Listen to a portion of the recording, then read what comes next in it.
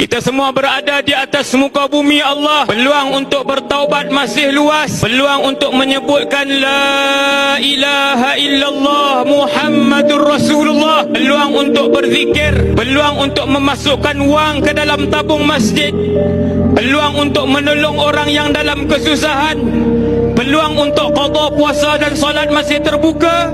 Maka yang diminta adalah la'alli a'malu salihan. Aku nak mengerjakan amalan saleh. Aku nak kerjakan amal ibadat, wahai Allah. Aku nak melakukan amal ibadat, wahai Allah. Aku hidup 18 tahun tidak pernah sentuh Quran, wahai Allah.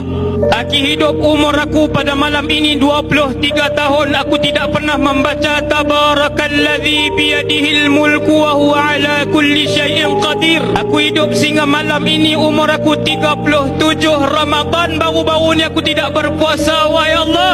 La'alli a'malu salihan. Boleh tak bagi peluang sekejap je, ya Allah. Aku nak buat amal soleh yang aku tinggalkan. Aku nak baca Quran yang aku tinggalkan. Aku nak sedekah yang aku tak pernah sedekah, ya Allah. Aku nak qada salat yang telah lama aku tinggalkan, wahai Allah. Aku nak melakukan kebaikan. Aku tak pernah tolong orang lain, wahai Allah. Aku tak pernah memohon ampun kepada ibu dan ayah aku, wahai Allah. Walaupun setiap hari aku melakukan kesalahan dan dosa kepada mereka. Ini permintaan ahli kubur pada malam yang pertama. Lalu dijawab oleh Allah, kalla. Kata Allah, kalla.